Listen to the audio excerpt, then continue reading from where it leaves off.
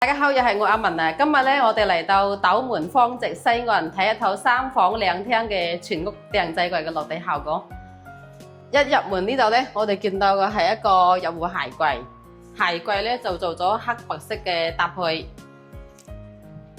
入邊全部都係放鞋嘅。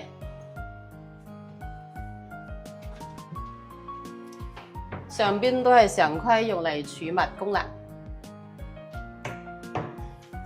呢個位咧，我哋就做咗一個換鞋凳個設計嘅，坐喺嗰度換鞋比較方便。下邊仲做咗櫃桶，方便儲物啦。鞋櫃過嚟係一個餐廳嘅位置，餐廳位置咧做一個矮櫃嘅餐邊櫃，3個大櫃桶啦。呢邊就係常規嘅儲物空間。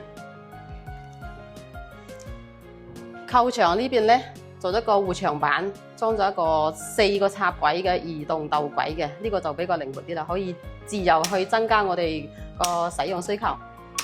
客廳呢邊咧，我哋做咗個電視櫃背景加埋落地嘅電視櫃嘅，同樣係黑白色嘅搭配。咁電視櫃呢個位咧，我哋就根據業主個電視櫃嘅尺寸啦，就預留咗呢一個空間去放個電視嘅。地櫃呢個位下邊就有插座同埋網線嘅。我哋咧做咗呢一個斗軌櫃桶，嗱呢個位就開咗個窿，將個線引翻上嚟嘅，咁樣整體就比較美觀。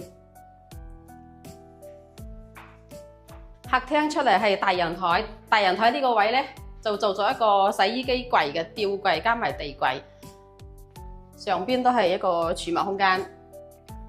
嗱，值得一提嘅係咧，呢個洗衣機嘅材料咧係屬於鋁合金嘅材質嚟嘅，咁成日太陽經常曬咧，佢都係完全冇問題嘅，比較耐用。入嚟呢間係大客房，大客房咧做咗一個排骨架類型嘅榻榻米床，因為業主咧佢就想個床比較透氣啲，所以我哋設置咗全部係排骨架嘅設計嚟嘅，加埋護牆板啦，深色嘅軟包。衣櫃過嚟咧，做一個衣櫃，都睇下入邊個結構，以掛衣為主嘅2個大櫃桶。衣櫃呢度延伸出嚟一個一體式嘅床頭櫃嘅。過嚟呢間係一個細客房，細客房同樣係設計1米半闊嘅榻榻米床，護牆板，同色系嘅床頭軟包。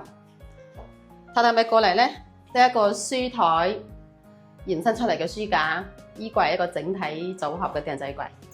嗱，值得一提嘅係咧，下邊書台底下呢個位咧，其實我哋都唔會浪費呢個空間嘅啦，做咗一個儲物嘅空間。再過嚟睇下主人房。